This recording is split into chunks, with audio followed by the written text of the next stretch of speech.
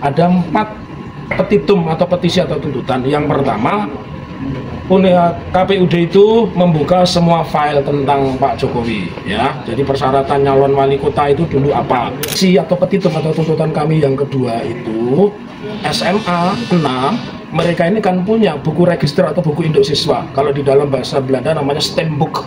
Orang sudah jadi presiden itu sudah bukan rahasia. Kalau utang dengan negara saja tidak rahasia, apalagi sejarah, CV dan sebagainya. Pengadilan ini buat kami adalah tempat mengedukasi, bukan tempat membenci, bukan tempat menghinakan, tapi justru menjadi tempat terhormat bagi siapapun yang hari ini sedang diragukan keabsahannya kalau dia pernah sekolah. Begitu rekan-rekan, dia telah melakukan namanya contempt of court, penghinaan terhadap peradilan. Tidak boleh perkara yang belum diadili, dia seolah-olah sebagai hakim mengatakan bahwa gugatan itu ditolak. Ya, karena gugatan saya itu dinilainya dengan prestasi. Menurut saya tegas, Mahfud MD lancang. Yang kedua, dia melakukan penghinaan terhadap peradilan dan saya akan menempuh upaya hukum. Nah, upaya hukum karena ini undang-undang ITE ada 2. Teori locus delicti-nya, kalau undang-undang ITE, kebetulan saya kan menulis buku tentang ITE, saya sangat menguasai. Ada teori tentang locus delicti itu berdasarkan uploader dan downloader. Uploader itu berarti di mana Mahfud itu bicara, ya. Downloader itu berarti di mana saya mendengar. Nah, untuk ringan saya bisa laporkan Mahfud itu di Surakarta atau Mahfud MD itu di Jakarta. Jadi tidak boleh seorang guru besar menilai dan memberi penilaian terhadap pengadilan yang belum diperiksa dengan mengatakan itu ditolak. Jelas dia akan mempengaruhi. Kenapa? Karena hakim-hakim itu muridnya. Mahfud tidak sadar itu. Jadi ini membuktikan tadi yang dibilang oleh rekan Andika, saya ini memang ahli pidana dan saya akan sikat Pak Mahfud MD telah melakukan yang saya sebut sebagai contempt of court, penghinaan terhadap peradilan. Pak Mahfud dan siapapun harus diberi pelajaran. Sidang ini masih taraf mediasi, masih kaukus. Kok tiba-tiba dia bisa menilai bahwa gugatan saya ditolak? Nanti semua orang tidak berani gugat. Begitu teman-teman, jadi ini informasi atau katakanlah ini breaking newsnya. Saya akan mempidanakan Mahfud MD. Dia pertama bukan ahli perdata, juga bukan ahli pidana, dia tata negara, tetapi sudah mengomentari dan menjustifikasi gugatan saya ditolak. Itu sebuah kejahatan yang tidak bisa dimaafkan sebagai seorang akademisi. Ya. Dan ini ada yang menarik ya, ada yang menarik bahwa hari ini dan beberapa hari sebelumnya itu muncul pernyataan dari Pak Mahfud MD yang mengatakan bahwa gugatan kita ini berpotensi ditolak karena ingin membatalkan ijazah Pak Jokowi. Itu satu pernyataan menurut saya yang gegabah, satu pernyataan yang tidak faktual, dan satu pernyataan yang tidak memahami mekanisme atau urutan atau sistem persidangan. Sistem persidangan kalau perdata itu kan yang pertama adalah menunjuk mediator. Kemudian yang kedua setelah menunjuk mediator tentu di situ ada proses namanya mediasi. Jadi tidak mungkin ketika menangani sebuah perkara langsung membuka gugatannya apa. Itu yang pertama ingin sampaikan. Yang kedua, sampai hari ini kami belum membacakan gugatan. Ya, jadi tidak mungkin ada orang yang bisa tahu isi gugatannya apa, lebih-lebih Pak Mahfud. Tidak mungkin itu. Yang ketiga, secara substansi materi gugatan kami itu konstruksinya tidak ada pembatalan ijazah. Ada 4 petitum atau petisi atau tuntutan. Yang pertama, KPUD itu membuka semua file tentang Pak Jokowi, ya. Jadi persyaratan nyalon wali kota itu dulu apa? Kalau dulu menyertakan CV atau kurikulum vitae harus disertakan. Kalau dulu menyertakan syarat pendidikan minimal SMA tentu harus disertakan syarat pendidikan. Apakah di syarat pendidikan juga mencantumkan insinyur sekalian atau barangkali mungkin dokter Andes, kan kita tidak tahu, ya.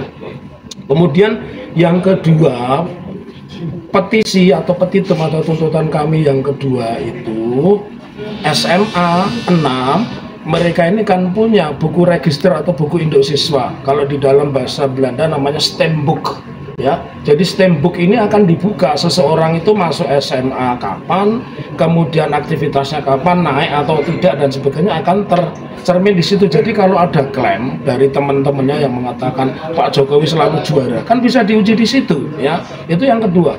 Kemudian yang ketiga, kita akan meminta kepada yang namanya Universitas Gadjah Mada sama, melakukan hal yang sama, steambook. Steambook itu dalam artian Universitas Gadjah Mada harus membuka seluas-luasnya tentang rekam jejak pendidikan Pak Jokowi, karena Wakil Rektor 2 yang ibu-ibu itu kan mengatakan Pak Jokowi itu mengikuti Dharma dari sekolah penelitian pengabdian, ya, yang sampai salah sebut fakultasnya kedokteran begitu. Nah, itu kan harus diuji di depan publik. Dan keempat, ini yang paling parah yang tidak dimengerti oleh Pak Mahfud MD, ya, bahwa ada undang-undang yang melarang orang itu menyembunyikan identitas seorang pejabat negara. Apalagi beliau sudah terpublikasi, sudah selesai sebagai pejabat negara. Maka seperti ijazah, seperti pendaftaran dan sebagainya itu, atau CV itu bukan sesuatu yang dirahasiakan, dan itu ada konsekuensinya. Ya, di pasal berapa? 83 ayat 2, ya. Konsekuensinya kalau UGM mengatakan ijazahnya hilang atau KPU tiba-tiba menghapus data, mereka kena pasal 83, ancaman hukumannya adalah 10 tahun dan dendanya adalah 500 juta.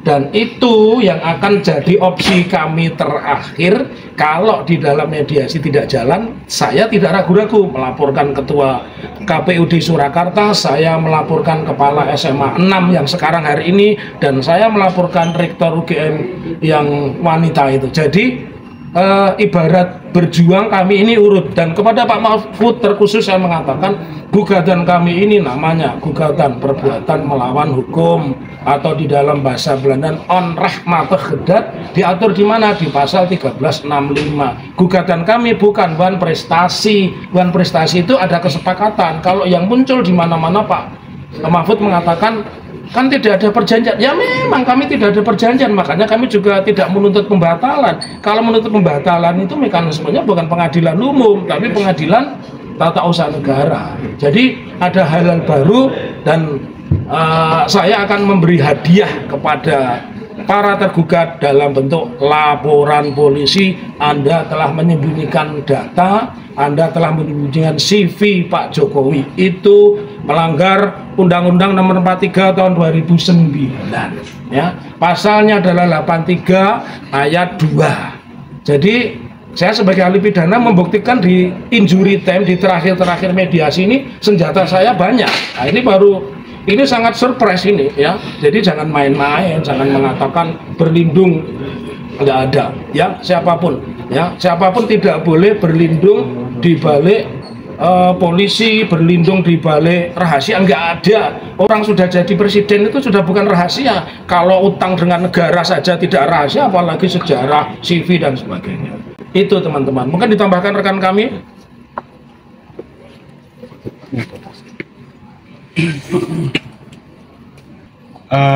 Jadi dari saya hari ini kan agendanya kan masih mediasi, ya. Jadi mediasi ini kan kemarin kita sudah menyetujui bahwa hari ini agendanya adalah kaukus. Tadi sudah dijelaskan oleh Dr. Taufik bahwa kaukus ini nanti akan dari para pihak ini akan ketemu dengan mediator secara tertutup.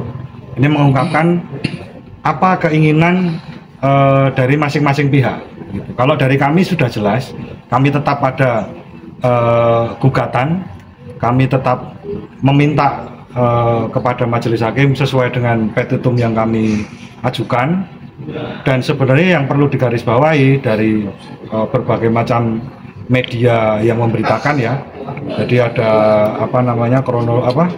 timelinenya dari Pak Jokowi terus kemudian melaporkan dan lain sebagainya. Sebenarnya ini gampang, pembuktian ijazah ini, bawa ijazahnya ke pengadilan sesuai perkataannya beliau waktu di rumah dulu, tunjukkan kepada masyarakat, dan silakan siapapun yang nanti akan memeriksa atau mengujinya.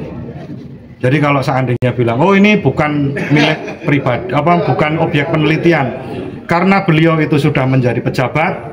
Kalau sekarang memang beliau itu mantan presiden, tetapi jangan lupa sekarang juga beliau masih menjabat sebagai penasihat dan antara. Jadi beliau itu masih menjadi seorang pejabat publik. itu ya untuk ijazah dan berkas-berkas lain itu justru wajib diumumkan. Seperti yang contoh tokoh bangsa kita, guru bangsa kita, Muhammad Hatta, yang ijazahnya dipamerkan di Belanda. Terus yang kedua, bahwa ini sebenarnya adalah ujian bagi para pejabat ya. Jadi pejabat ini kan bukan terus seenaknya berpendapat dan itu dianggap sebagai hukum. Bukan, hukum di Indonesia itu jelas mengaturnya. Jadi tidak seperti keinginan pribadi, tetapi hukum ini sudah diatur sedemikian rupa. Maka dari itu sesuai dengan Undang-Undang Dasar 1945 bahwa semua orang di mata hukum adalah sama. Jadi siapapun beliau, jadi dengan isu yang semakin meningkat ini, pengacaranya Pak Jokowi yang di Jakarta maupun di Surakarta, bahwa itu rahasia saya buka. LHKPN, harta kekayaan saya wajib diumumkan, apalagi cuma ijazah, apalagi cuma sekolah. LHKPN itu undang-undang, laporan harta kekayaan penyelenggara negara. Jadi tahun ini kalau saya wali kota tambah harta saya berapa, berkurang berapa, harta bergerak dan tidak bergerak saya apa, itu saja diumumkan. Jadi logika ini sudah kami bongkar, dan kemarin memang kami sengaja penghinaan. Ya, dan itu bukan penghinaan, masa disuruh bukan ijazah kok penghinaan, kecuali orang yang sudah di muka umum terbukti punya ijazah nggak perlu dibuktikan. Ya, saya nggak perlu dibuktikan karena sudah terbukti ijazah saya sudah diupload ya di SIM ya, di LD Dikti atau Kopertis 6 ya. Jadi sekali lagi menyoal tentang ijazah itu bukan menyebarkan rasa malu, bukan mempermalukan, bukan menghinakan. Kenapa? Karena harta yang namanya tambah piring, tambah jam tangan, tambah sepeda motor atau sepeda listrik saja wajib diumumkan, namanya LHKPN.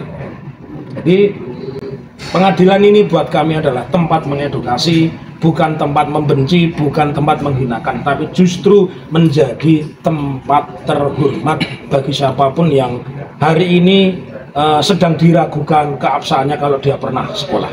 Begitu rekan-rekan? Terima kasih. Oke, terima kasih.